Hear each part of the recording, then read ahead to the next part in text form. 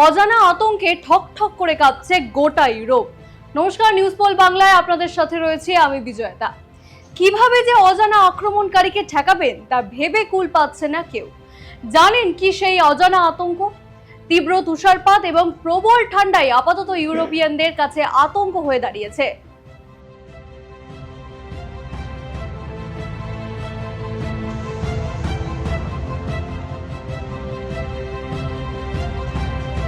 ইউরোপের বিস্তীর্ণ অঞ্চলে তীব্র শীতকালীন আবহাওয়া অব্যাহত।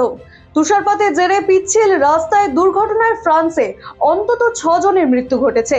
শীতের কারণে ইউরোপের বিভিন্ন দেশে উড়োজাহাজ ও রেল চলাচল মারাত্মকভাবে ব্যাহত হচ্ছে। বন্ধ বহু শিক্ষা প্রতিষ্ঠান।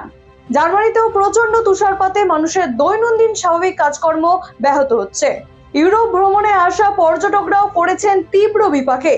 নেদারল্যান্ডসের একাধিক বিমানবন্দরে তীব্র শীত ও তুষারপাতের কারণে ব্যাপক ভোগান্তিতে পড়েছেন যাত্রীরা। এখনো পর্যন্ত বাতিল হয়েছে 600 বিমান। শুধু বিমান পরিষেবাই নয়, ক্ষতিগ্রস্ত হয়েছে রেল পরিষেবাও।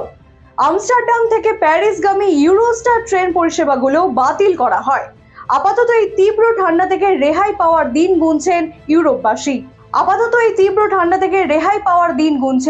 ইউরোপবাসী। Bureau report, news poll Bangla. শুধু বিমান পরিষেবাই নয়, ক্ষতিগ্রস্ত হচ্ছে রেল পরিষেবাও।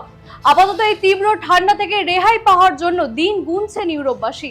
এখনকার মতন এই পর্যন্তই। সমস্ত খবর ও আপডেট জানতে চোখ থাকুক নিউজ পোল বাংলায়। নিউজ পোল বাংলা, খবর বিশ্বজুড়ে।